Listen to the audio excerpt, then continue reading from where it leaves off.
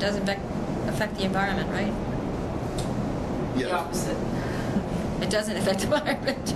Well, we already have to, right? No, the opposite. What did you say, Patty? It doesn't? It does. Right. Right.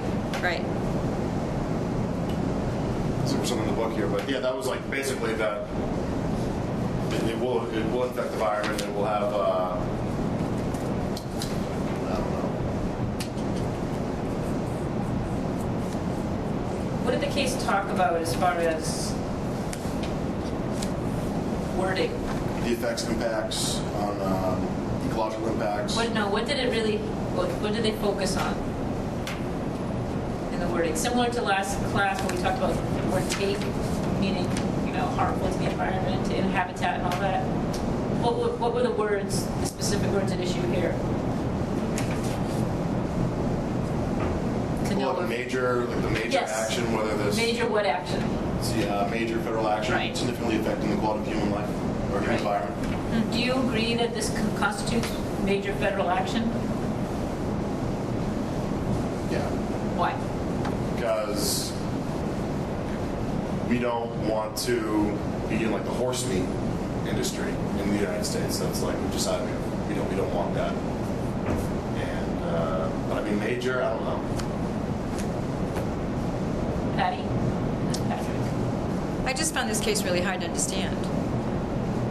I absolutely think it's a major action because the regulation by itself foreclosed the opportunity of anybody slaughtering horse meat in this country for human consumption. That has a definite impact on commerce. It has a definite impact not only on the local economy that supports these particular slaughterhouses, but it essentially takes away an opportunity for business for a particular product in this country. And so, when they were arguing that it didn't have a major, that's what they argued. They said there wasn't a major impact. They said it didn't really affect the human condition at all. And so, therefore, it doesn't need to fall into this policy or the EIS study.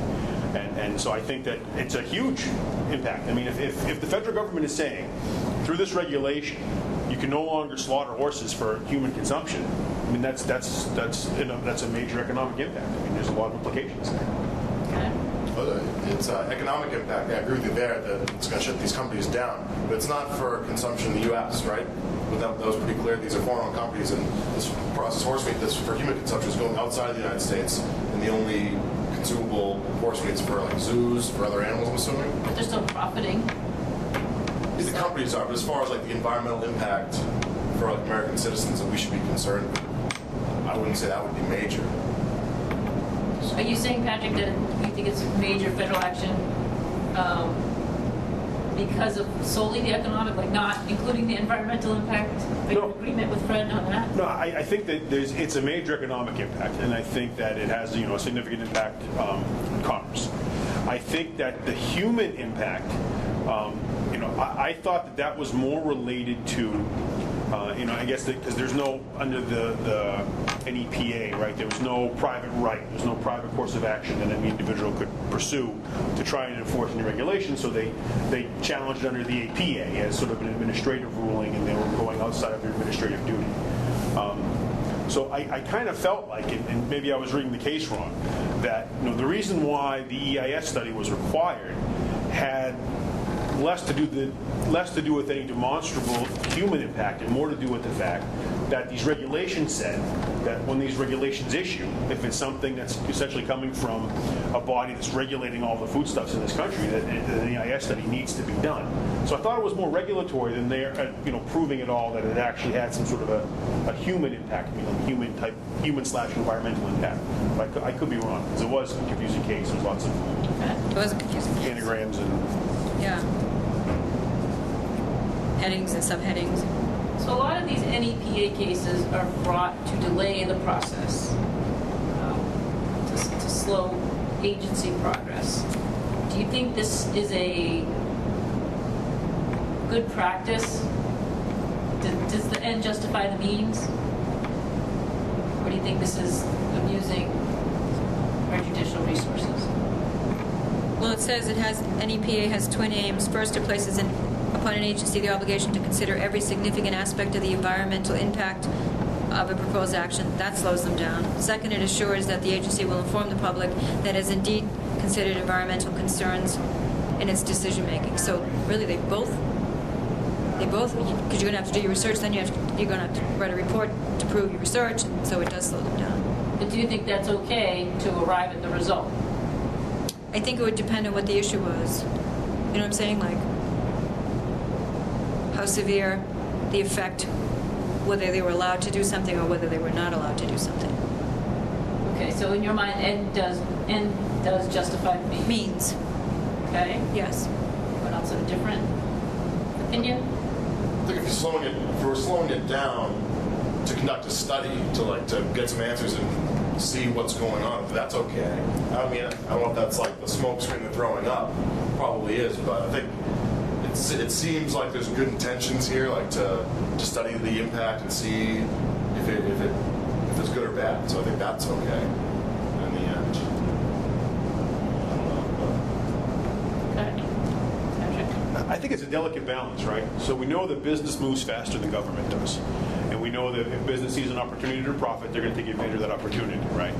And sometimes business, not even that they're being unscrupulous, but that they see an opportunity, so they act fast, and maybe they overlook things. Maybe they don't look at something they don't look at a particular issue from a conservation standpoint. They just look at it from a purely profit standpoint. And so in that regard, they may rush to do something that might have an impact. And so in this case, it slows them down, so they have to stop and actually think like good citizens about what the impact of this is going to be. So in that way, I see the act as good. It's kind of like a shield, right? What I worry about is the application where instead of being used like a shield, it's being used like a sword. And it's being used to attack a business, perhaps, that's being a good citizen, that's being responsible, that isn't looking to exploit things, but, it could maybe tip either way, whether it's more, whether it might rub a certain segment of sort of the conservation community in the wrong way, or it might rub a particular organization the wrong way. And maybe they don't have that. Maybe the conservation organization has bad motives because they don't want to see any business like this succeed, or the CEO of the conservation community hates the CEO of the business company, and so they try and challenge it that way. So I think so long as it's being used as a shield in the spirit of the act, then I think it's great. But I think that if it's being used, if it's administrative runaround, it's being used as a sword to stop legitimate business that's being a good citizen, then I think it's a bad thing. I guess that's what I meant by the issue. It depends. Yeah. But at the same time, it makes them accountable too, right? Show me some proof. Right? Show me some documentation. But I mean, but conducting the study is going to shut down this business, right? I mean, Completely. Right. Yeah. it's going to take over 6 months.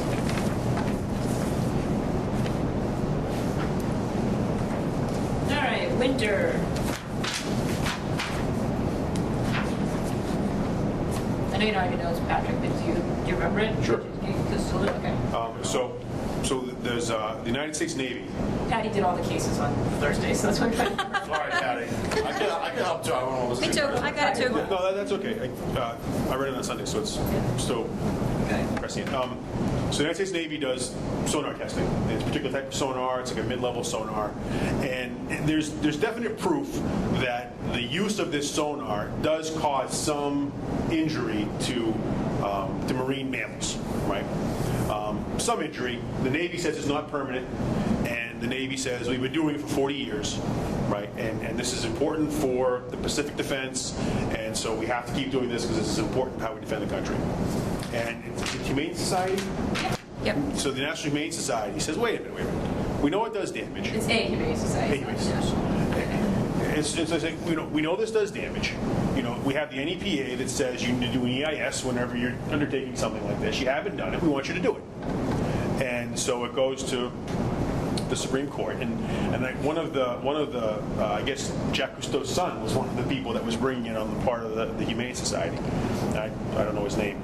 John. One of the issues that the court saw was that Humane Society and Cousteau didn't allege any specific harm that they knew of, any specific permanent harm. They said it could be this or it could be that. I think it was a certain type of beaked whale, right, that they felt that the Navy wouldn't necessarily have information on because it dives too deep and it's not something that they see very frequently. And so they may be overlooking that particular environmental impact. And so there may be permanent damage there, maybe causing more havoc than the Navy is considered. And the Navy said, no, we've been doing this for 40 years, everything's fine. And so the court, interestingly, because in the previous case, the court said, well, it doesn't matter that you've been doing it for years and years and years. You know, the NEPA says you have to do an EIS study and you haven't done it, so it's done. Here, the court takes the different take. And they say, well, you know, the Navy's been doing this for 40 years. And so that's one part. And its public policy says that we're not going to strip away the Navy's ability to do, you know, certain types of defense drills. And so therefore, they didn't, and they didn't enjoin them. And I guess the Navy did the study. It was just completed a month after the testing, the sonar testing was over with. So it's all the same law, essentially very similar facts, but a different result. There are 8 level A violations, which were those more serious ones, and 274 level B. And yet the court didn't find it. The Navy wins. Statement The Navy wins. necessary. Patty, do you have what the dissent said? Because I thought that was interesting. Fred? Didn't read it, but I'm reading it now. I just, she says the central question in the action under the National Environmental Policy Act, NEPA, was whether the Navy must prepare an environmental impact statement. Right, but what did they say about that? She said the Navy acted first and thus thwarted the very purpose of the purpose an EIS is intended to serve. Right? Do you agree with that? In other words, what's the purpose of doing an environmental impact statement? Protection of the environment. Self-explanatory. Yeah. So what's the purpose of it? See if you're back in the environment, what you should do, what you should stop doing. To measure the impact your actions are going to have on the environment. If you go ahead and do your actions before that, Yep. you've already harmed the environment at that point if they're going to cause harm, right? Yeah. And she says the injury need not have been inflicted when an application is made or be certain to occur. A strong threat of irreparable damage before trial is an adequate basis. In other words, they're the Navy. So, Do you agree with the holding? I know Patrick does not. What do you guys think? I think what they talk about is, it says balancing the equities of consideration of the overall public interest against the interest of the plaintiffs. Public interest is more serious than the plaintiffs because otherwise the Navy would be deployed inadequately. They Right, would be do you agree properly with that? trained.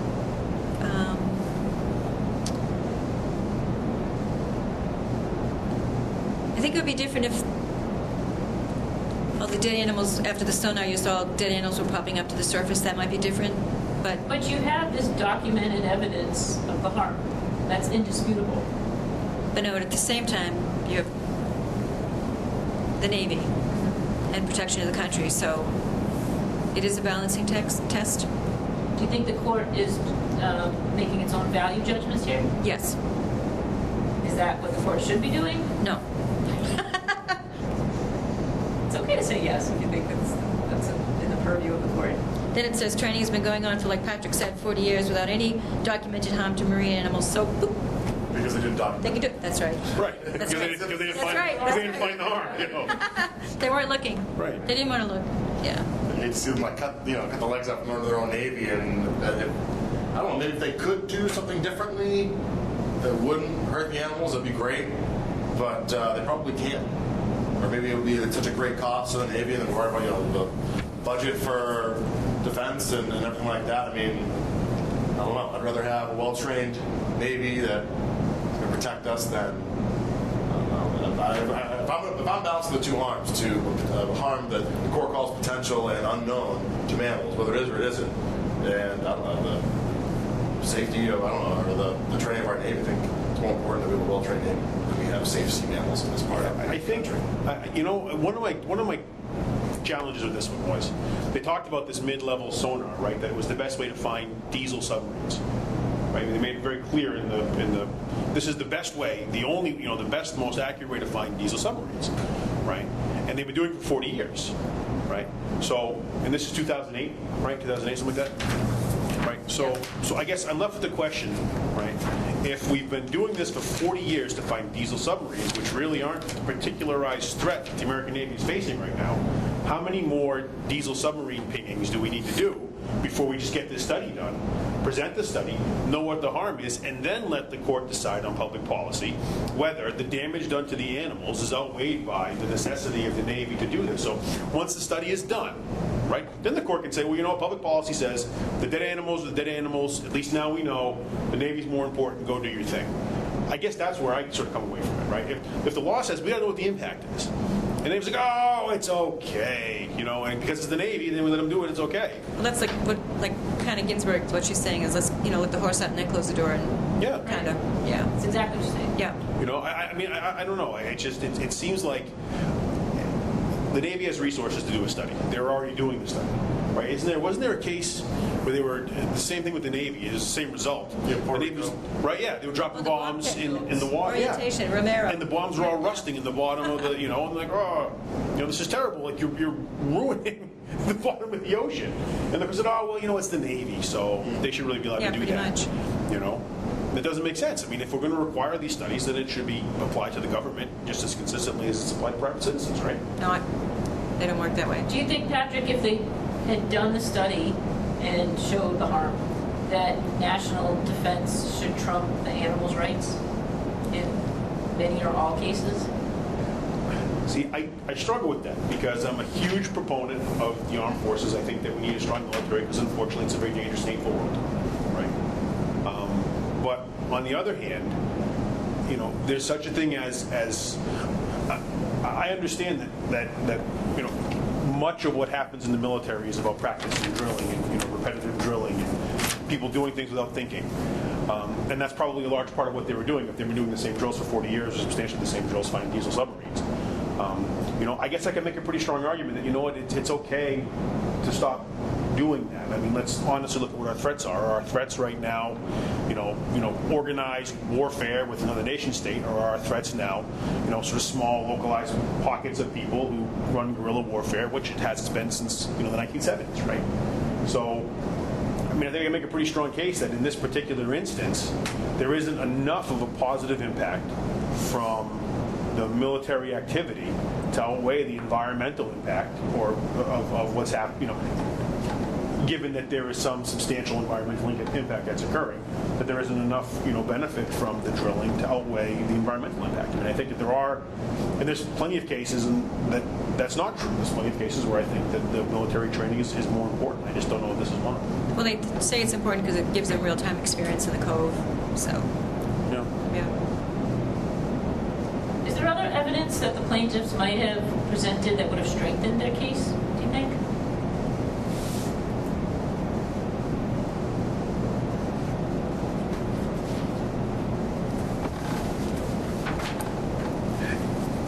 It's not in front of me right now. Was this challenged under an AP? Was this an APA challenge as well, or is this, or was there sort of a particularized harm you think you claim, like a Sierra Club type thing?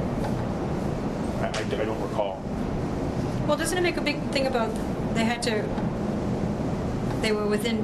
abide by so many, like shutting down? Their argument was that they were already abiding by certain regulations anyway, so they should be allowed to continue, right? Yeah, but they're by their own regulations. That's right. All right. It's the government. A lot of generals there, a lot of whatever they are. Admirals, there you go.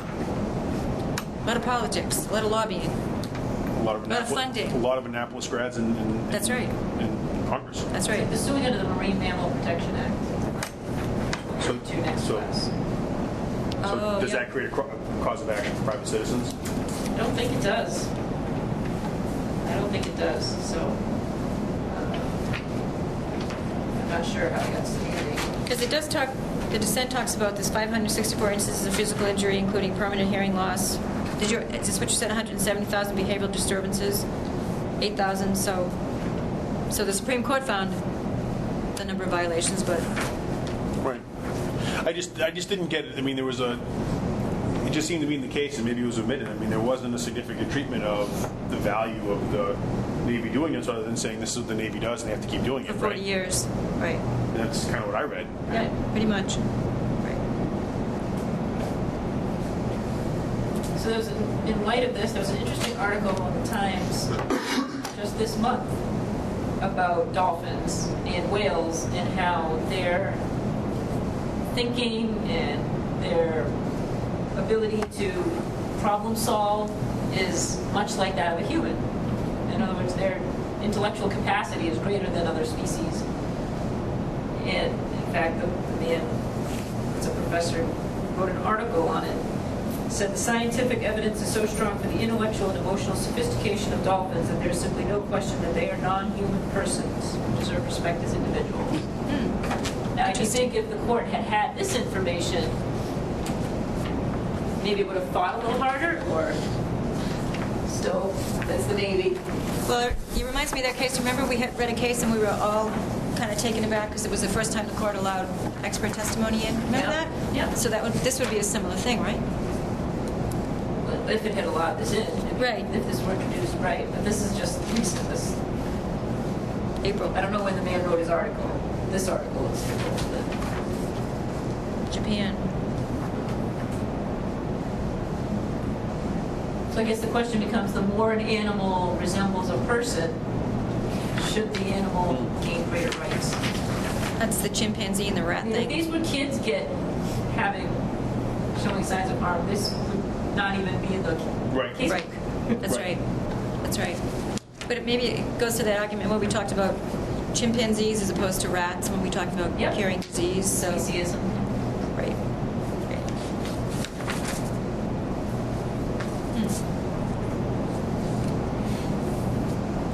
I'd like to see the, I don't know where he's giving abstract thought and self-awareness. I don't know, how do you prove that in a dolphin? They've always said that though for years. There must be certain tricks or tests you can, that show reasoning.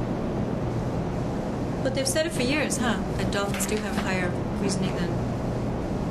Yeah, but abstract thought's pretty significant. It is, huh? You don't see like dolphin cave paintings or like dolphin. There's no dolphin books. So I mean, Yeah, well, we don't know. We don't know. It I'd might like be. to talk to Mr. Repkin here. We don't know. There might be. Abstract thought dolphins. It might be. And my dog likes to balance her ball just a certain way on a certain thing. Yep. Yep. When a big dog wants to play with a little dog, she goes over and goes that, like, come on, let's go. Because she knows it'll upset the little dog, so she'll push it like that. She'll go like this with her head, like, come on, let's go. So they're smarter than we think they are. See, I think, honestly, I think that, ethically speaking, if you can establish sort of sentience for marine mammals, then yeah, I think that they are a lot closer to, personhood than, say, a rat would be. I mean, isn't that what we value, right? I mean, first of all, I don't know how you prove sentience. I don't. I don't know how you do that. But if you can, right, I mean, isn't what we've always recognized as being special about the human condition is that, we have the opportunity to form these bonds and, create these family units and societal units, and we can, separate what's good for our own personal selves from what's good from our community, and we can find ways to minimize the negative impact of our actions for the benefit of our community, and there's arguments of selfishness and all sorts of things that go in there, but I mean, if you can establish that something else is coming near to that level, I mean, does that create an ethical dilemma where you're saying, well, if they are, say, where we were 25,000 years ago, right? Before, I mean, this is language is really starting to form well, right? Do we have a right, just as another inhabitant of this planet, to stifle that growth and to shoot sound waves at them and destroy their hearing so they can't communicate any longer? I mean, what kind of setbacks do you create when you do stuff like that? I think until they can advocate for themselves, then we can't really put them. And again, establishing sentience, I don't know how you do it. I mean, I don't know. This is all about, isn't it? Because they can't. So we're looking to pass laws and statutes that can. You're joking, or are you being serious? No, I'm being serious. I mean, I don't think that they should be given more. I understand we're saying that, if you want to talk about insects and whales, that whales get more. No, I'm focusing on until they can advocate for themselves. Yeah, well, I don't know. They shouldn't get greater rights. Then what? Like a whale, like a dolphin, or a shark, or a dog, or a cat, or a rat. I just think there's a sliding scale for how we perceive animals and how we feel about them and how much protection we give them. But I don't agree that. But why is ability to advocate for yourself. That's what I'm saying, that he's saying that whales they're self-aware, they have abstract thought and the ability to solve problems. So they should be afforded greater rights than dogs or another animal that the scientists can't prove that they have abstract thoughts or self-awareness. I don't think that's a valid argument for saying why animals should have greater rights than other animals. So if it was like a fish, so if we were harming like a certain trout that was swimming with these dolphins, that we should be more concerned about the dolphins because they are smarter than the fish. I don't think we can separate a fish from a dolphin on like an intellectual level. I can see that like some animals are more important to us and we afford them greater rights, but I don't think we can do that on an intellectual level or on like a brain capacity level. Any other comments on the subject? All I can think about is snuff films. You know, like cats can't talk, and it's not okay to snuff them with their hind Well, yeah, I'm legs, not saying right? because they can't talk, we should kill them. You know what I'm saying? Yeah, I agree, Yeah. but Want to duke it out? We have to be careful making that argument also, Fred, because we have individuals, humans in this country that can't advocate for themselves. Right. I understand. Just as well. You know, it goes. I mean, have you read The Hitchhiker's Guide to the Universe? Douglas Adams wrote a book called The Hitchhiker's Guide to the Universe, right? And it's a goofy book. It's like a science fiction type book, right? But in the end, the world gets destroyed by an intergalactic highway company. The Earth gets destroyed by an intergalactic highway company because they couldn't find any sentient life on it, right? And the reason why they couldn't is because the dolphins got fed up with the humans and they left, right? So they were trying to communicate with the dolphins, right? It's goofy. It's silly, right? But I guess what I worry about, and in this particular instance, is that like, we can communicate with dolphins in certain ways, and we can train them to do things more than we can train chimpanzees or dogs. Like we can take a dolphin, we can train it to hunt out a certain type of mine. You know, it'll go and do that, you know, for like 2 months, and then come back if it doesn't find anything and hang out, and then keep, you know what I mean? So it's keeping these ideas and these thoughts over long periods of time, right? That I have to do this task because the people who I like want me to go and do that, right? And so I guess, and this is argument, I suppose, is specific to dolphins. Right? So what are we doing? So by having an interaction, right, and by challenging these animals to think in more sentient ways, and they're showing us that they can do more thought than we know is capable of other types of animals, right? Because we recognize this now, do we have a duty to, you know, A, create no further harm to these animals, to let them keep developing on their own, or to try and interact with them in some way so they develop this skill so we're no longer alone on this planet? You know what I mean? I know that's goofy and it's like very science fiction, but I mean, you know, that's like a sort of a, you know, we always do. We always give the most extreme examples in law. You know what I mean? It's always black or white. But I mean, I don't know. I mean, is that? I think there's an argument there. I think there's a very real argument there.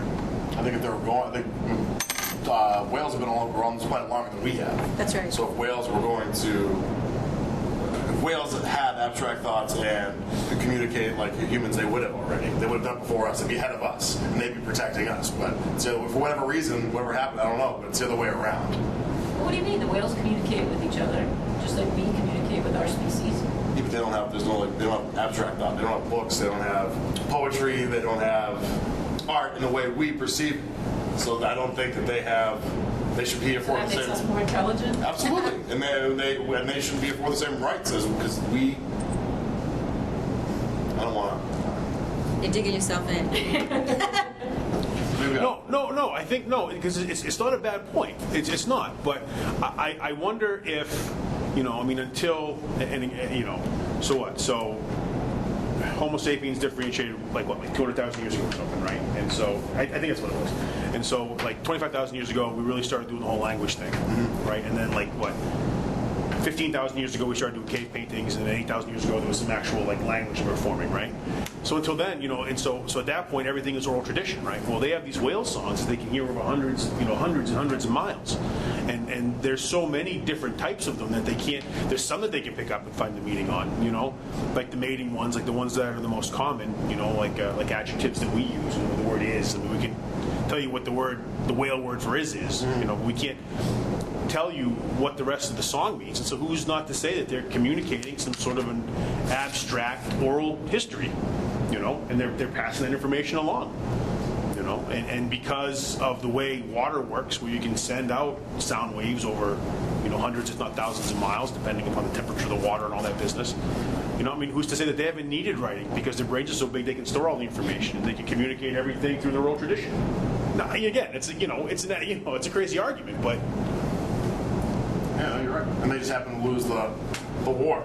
right, Yeah. right, Maybe. exactly. There's no more wins. Right, exactly. Maybe. That would be sad if they lost the war. Well, they did. I'm saying, like, Yeah. when we figured out that we could use whales to our Make perfume. to our advantage Yeah. for Make whatever. perfume. Lamp oil and Yeah, perfume. So maybe that's they lost the war. Yeah. They did. Good discussion. All right, Patty, Okay. enlighten us. All right.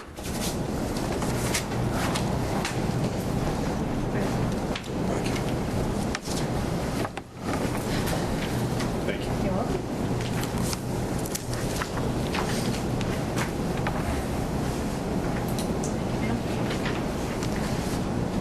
This is a horrible disease. Huh? This is a horrible disease. Oh, it's awful.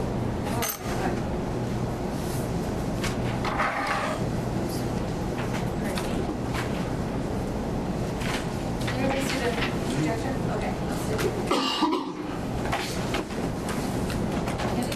How do I go from slide to slide? Oh, Here we go. Yep, figure it out. Following up on what Patrick just said, initially I decided to do domestic violence and animal cruelty, and the more research I did, the more this kept popping up, and I decided to do it because I don't think people understand what it is. If you do research, you get to see all the gory pictures and all the things that I didn't include any. There's no gory pictures here. In fact, the beginning picture, it looks like maybe somebody has taken the cats and brought them to a vet's office and now look healthy. They don't look, mummified and dead. Some of the things you saw. So it's just really horrible and it's far-reaching. And the worst case I read about was 430 cats. Yeah, the worst dogs was 275 dogs. These are people who have in the same residence. It's not, they're in the house. So this is the agenda. We're going to talk about classifications. We're going to talk about what a hoarder looks like, the facts, types of hoarders, types of animals hoarded, characteristics of hoarding, age and sex, hoarding and mental health. You'll also find that it's not just, another reason why it's so horrible is because, the guy who drills a hole in the dog's head, he's caught, fined, and he's done. These people are recidivists. They'll just move from state to state, do it all over again. Types of hoarders, they're now looking at types of hoarders, behavior models of hoarders, signs of hoarding, lack of remedies, that's why it's continued, allowed to continue and cause so much damage, possible treatments, things that I see, preventing animal hoarding and looking forward. The first two charts you're going to see, they're taken from petabuse.com. The first one shows animal abuse classifications by U.S. If you look down at the key, you're going to go left to right. The largest classification of neglect and abandonment. Second across the U.S. is hoarding. We also have things like shooting, fighting, mutilation, throwing, burning, theft, bestiality, drowning, hanging, choking, poisoning. Then we have some unclassified. The second one is animal abuse classification by Massachusetts. And again, looking at the key, neglect is still the first. Beating is second, mutilation is third, and hoarding is now fourth. So it's fourth in Massachusetts. What does an animal hoarder look like? Anyone can be an animal hoarder. It doesn't go by sex, race, age, or anything else. The facts, approximately 3,500 animal hoarders come to attention of authorities. That's come to attention. That means there's more. 250 animals are affected. 2 to 5% of the general population of hoarders, either both objects and animals or just animals or objects. The problem arises, we have so many animals that are hoarded, they can be unadoptable because of non-socialization, age, behavior, and disease. Types of animals hoarded, any type can be hoarded. Most popular are the cats, dogs, birds, farm animals, exotic species, and dangerous wildlife. Cats and dogs are perceived to be the worst. Characteristics, accumulation of more than a typical, there's no real definition of hoarding. There's sort of just bullet points, so I've taken them all and put them on one slide. Accumulation of more than a typical number of animals. Instead of 4 cats, they have, 450. Failure to provide minimal standards of care, not just plain old minimal. Food, water, sanitation, shelter, and veterinary care. The animal neglect results in overcrowding, deterioration of quality of life of the animals and the people that are boarded. Suffering, starvation, disease, and death. There's a denial of inability to provide minimum care to animals. We'll see later on in the slide that some people actually think that they're taking good. Remember the case that we had with the woman in the trailer? She actually thought that she was saving all these cats, and really she was destroying them. Denial of impact of use to animals and others in the home. In other words, if there's other family members, if the house is full of cats and urine, they don't even see it. They don't understand that it's a problem to everyone. Failure to react and act on deteriorating condition of animals and the environment. Age and sex of hoarders, you see from 30 to 39, men are the greater hoarders. 40 to 49, they balance off percentage-wise, men and women. 50 to 59, we spike with the women, they go up to 50, men at 35. And then 60 through 79, they sort of balance back off again. What's the time frame on that, Patty? The time frame on? Yeah, I mean, over what period of time was that sample taken? Do you know? Or? No, I can find out though. It's probably yearly. Okay. Yeah, I mean, if you knew, that'd be great. Yeah, I mean. Yeah.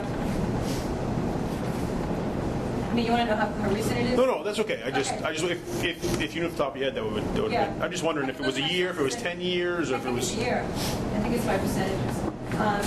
So now they're starting to look at hoarding at like it's a mental health problem. Hoarding is classified as a mental health disorder. Hoarding is not caused by laziness, lack of standards, lack of responsibility, or a love of animals. 90% of hoarders have one or more other mental issues called comorbidity. Depression, general anxiety, obsessive compulsive, and social phobia. It may be precipitated by loss. That's why you might see the woman 50 to 59, their husbands may die, they might have empty syndrome, the kids may go, they may start collecting. 100% of, this is the scary part of it, Patrick, 100%, like you mentioned, 100% of caught hoarders recidivate immediately without mental health intervention. My brother-in-law's mother's a hoarder, and it's not of animals, of stuff, and it's like nothing you've ever seen. It's like the television programs, you know what I mean? And he'll go. He has 5 siblings, right? So there's 6 of them. So they'll go literally every 2 years and clean the thing out, and she just fills it back up again. Junk. Junk. Stuff like, She goes to yard sales and buys anything she could buy. For nothing, 20 cents for this, $2 for that, and just fills the house. It's crazy. and it goes back in the room, in the back of the closet. Yeah. Types of hoarders, we have insipid hoarders, exhibit some ability to care for animals. They're aware they're hoarding, but they're still able to take care of their pets. Overwhelmed caretaker, this is the one who starts off, taking pets in. It says that they acquire animals passively. Somebody has to get rid of their dog, they take them in, their cat, and they start collecting. The problem comes, they consider their animals family members. So when a good family does come along to adopt, they won't give it up. Their self-esteem is linked to the caretaker role. The more animals they have, the better they feel. Rescue hoarder is the woman that we read about the trailer. She's mission-driven to rescue animals. Rescue mission becomes possession and hoarding of the animals. They acquire animals actively. They believe that they're the only ones who can properly care for rescue animals. Then we have explorer. This is the more serious of the types. They're all bad, but this person is psychopathic or has severe mental issues.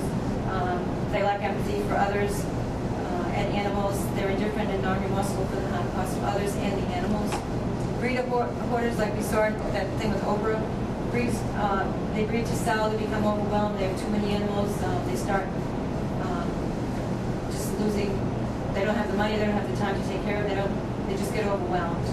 So it's deterioration and disease of animals, and they're unaware of the deterioration and the harm done to the animals.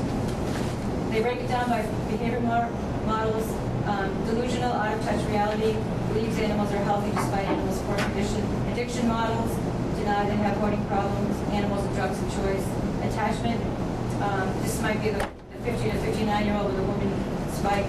Difficulty maintaining human relationships with other adults and use animals as replacements for loving human relationships. Signs of hoarding, when you do the search, you see some of the things are just heartbreaking, really. Heavily cluttered and sanitary conditions inside or outside house, inside or outside of hoarder's home. This results in a lot of razing of the homes. The damage is so they have to knock it down. Hoarders may collect other objects, junk, garbage, mistaken beliefs about animals' needs and welfare, secretive about the number of animals and location. They refuse to stop taking in both needy and healthy animals. They have no funds, no place to keep them. They take the animals anyway, and they refuse to adopt out the animals, and they can't care for the animals physically, emotionally, and mentally. Continued. This is where some of the pictures you'll see. It's covered with pet waste and urine. There's non-functioning utilities. They just become not only overwhelmed with the animals, but their life, their home, their everything. It just takes over their lives. 80% of hoarders have diseased, dying, dead, or mummified animals inside or outside the premises. They're found in the freezers, refrigerator, and the carpet. The reason I think that it's gone on for so long is there's no legal definition of animal hoarding exists on the books, no codified law or conviction of animal hoarding. This is to Fred's presentation, no nationwide or statewide animal abuse registry, which leads to lack of understanding and prevention of hoarding, lack of tracking of animal hoarding offenses, recidivism of hoarders, and most states use broad anti-cruelty laws to address animal hoarding. Continued mass uses charges hoarding under their felony offense, animal abuse felony offense, chapter 272, section 77. Prison problem the reason it's such a problem is because prison and fines don't stop hoarding. You drill a hole in the dog's head, you get arrested, you get thrown, and you don't do it again. Hoarder recidivism. 100% of caught hoarders recidivate immediately without mental health intervention. In some quotes, the adage is that most hoarders will pick up another animal on their way home from the courtroom. Take a hoarder's animals away without any intervention, and he or she will likely accumulate the same number of animals within a short period of time. Animal hoarders recidivate by moving from one home to another home and to another state. Possible treatment: remove all their animals from the premises to prevent additional cruelty. Court-ordered psychological evaluation because they are finding it is a mental illness. Mandatory mental health counseling, payment of fines, restitution to shelters for care and housing of their removed pets. Long-term monitoring of hoarders by MSPCA or other animal protection organization or law enforcement. Allow hoarders to have one pet, which must be spayed or neutered, and establish unannounced visits by animal welfare officer or law enforcement officer to check compliance. We can lobby and pass laws to better define animal hoarding, give law enforcement and health department the authority to take action. It's suspected because they really can't do anything unless it's really blatant. You can't do anything if it's suspected. Prescribe stronger sanctions, limit the number of animals a person may own without a breeder or shelter license, allow health departments to inspect premises of individuals with breeder or shelter licenses, educate prosecutors and judges about the suffering and hoarding of animals. And I think one of the most important things in stopping it is public awareness, besides lobbying, public awareness and education about the warning signs of animal abuse. Looking forward, because this was such a light-hearted presentation, I found this quote by Margaret Mead: "Never doubt that a small group of thoughtful, committed citizens can change the world. Indeed, it is the only thing that ever has." So it's more. This is sort of what this course is about. The more laws we pass, the more education we have about the suffering of animals, maybe the better chance they'll have down the road protections. Thanks, Patty. All right, Patrick. Yeah. Is there any, use that computer? Who's that? Is there any what, Fred? Are there any documented situations of people that hoarded animals and then were treated and recovered, and now they can have a reasonable number of animals? Like when you suggest that allow hoarders to have one pet, Yeah. does that work? Did you see anything in the research that people Well, see, a rehabilitated hoarder that can? That's her. Kind of like an alcoholic having one drink. Well, it is. Yeah, It's the addiction model, really. I don't think there is, and I think that goes to your. With the registry to say no That's more right. pets ever. That's right. Maybe that's not the That's best right. thing. If That's you right. can care for animals, if you can be rehabilitated. Well, they're trying to get laws so that right now there's really no books no laws in the books that have the teeth to say you can't. I mean, you can't tell. How can you tell Yeah. someone they can't have a pet? I Yeah. mean, so it's really laws and lobbying, really. It's very scary, isn't it? Awful.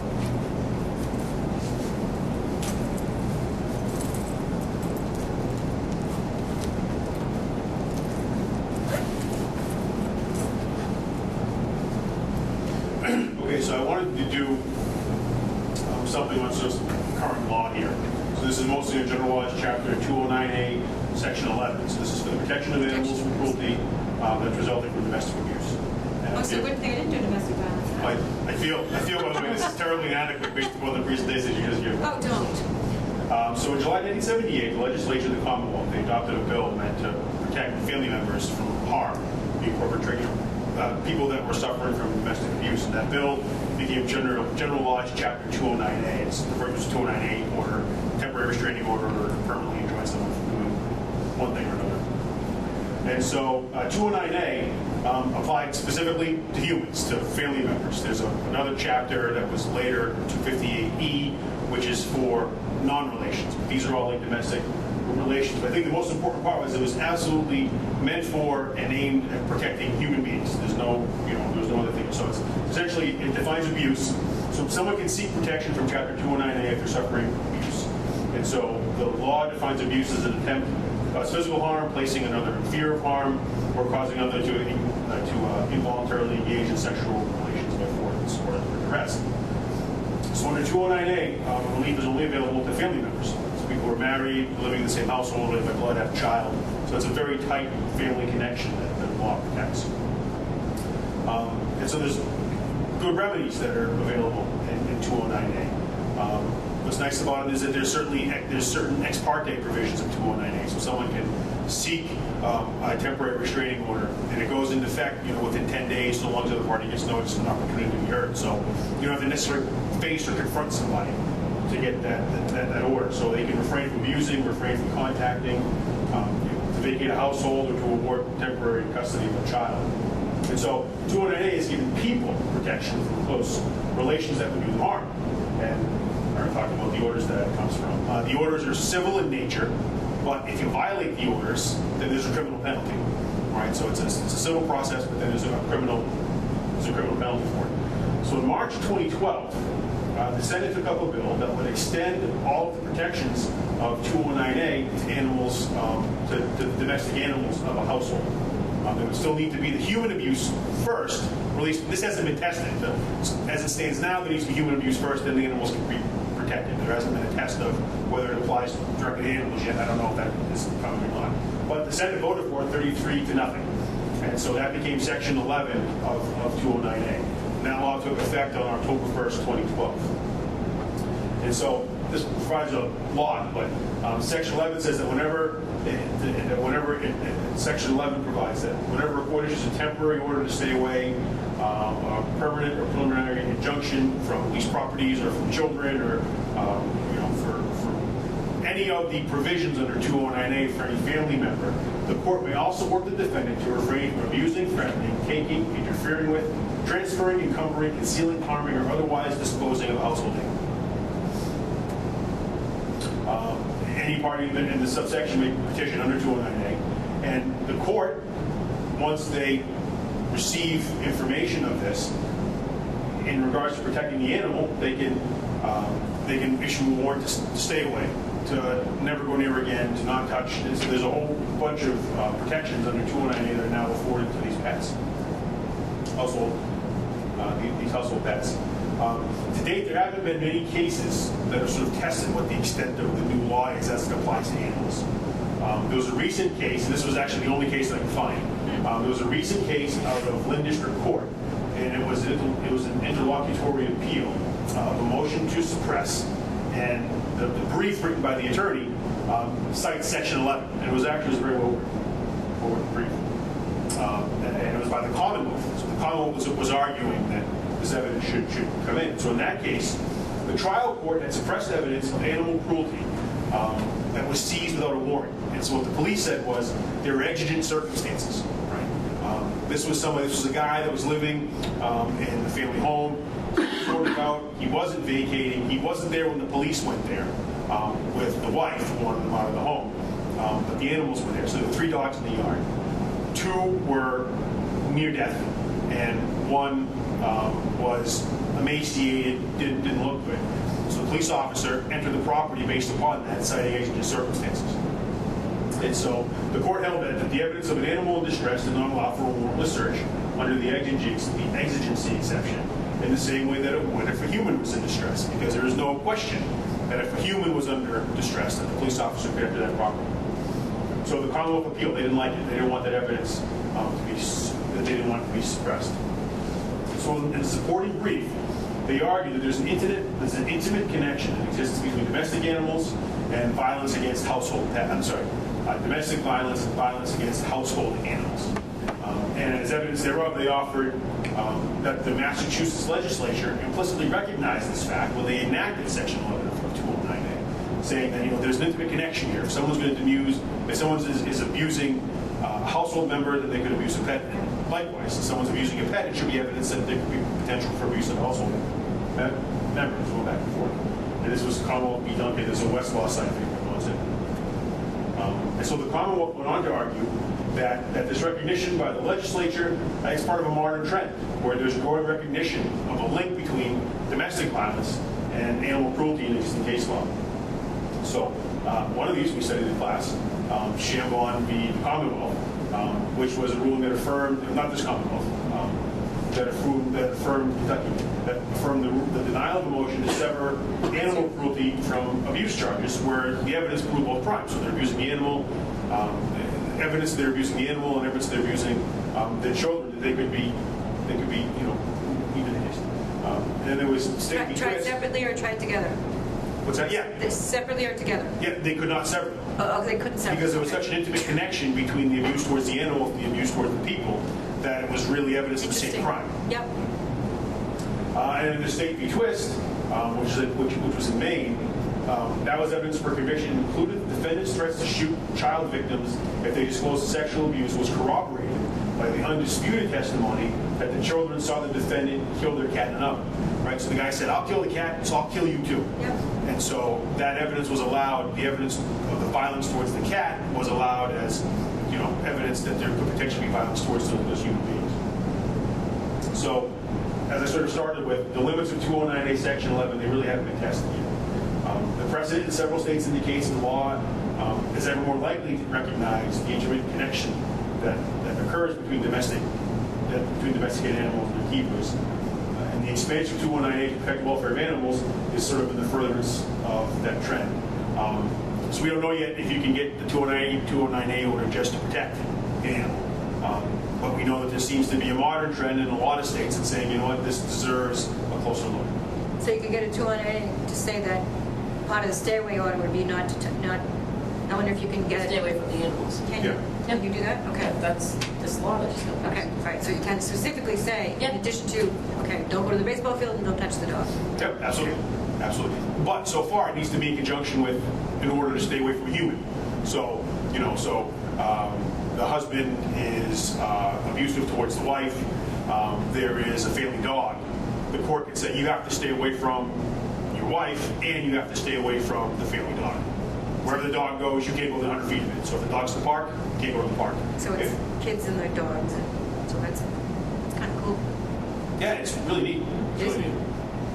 That Kara Holmquist was talking about it. That's where I got the idea from. Related to that, Kara was also involved in a friend of mine who used to be a lieutenant for the Boston Police Department. She's now retired, but she and Kara were instrumental in, I don't think it was legislation, but it was something that would allow animals to go with domestic violence victims. So one of the big problems was victims wouldn't leave their homes because the pet would have to stay behind. The pet couldn't come to shelters with them. Right. Well, now they either passed legislation, I don't know if it's legislation, or they've just set up shelters. They worked with the shelters so that they can now bring their animal. There was a judge from the Dorchester court, family court, who was involved too, so I want to say there was some legal component to it. That makes sense. I mean, Yeah. Yeah. Well, they stay home so Huge they victory, too. won't kill the cat. Yeah, well, my grandmother, kept a cat and 2 birds. I mean, she wouldn't go anywhere. She wouldn't go on vacation. She wouldn't do anything. Well, plus killing the cat is sort of like killing the kids. You get the cat, like you said, you get the cat first and then you kill the kids. Yeah. It's just... I think a lot of it too, like there's a lot of whenever you read the annotated laws, there's a lot of sort of subtext under it, and a lot of it was someone will see an opportunity to harm a pet just to hurt a person. Yeah. Absolutely. Absolutely. Oh, thank you. You've had quite the night, huh? What's that? You've had quite the night. You Yeah. got to do 3 of them, right? Yeah, I have a trial next. Doing a lot of what? Oh, you already did 1 at 5, right? Yeah, I did an appellate brief at 5. Jeez. Have to bring another clean shirt, huh? What's that? Have to bring a couple of shirts. Do you want our presentations electronically too? Do you need them?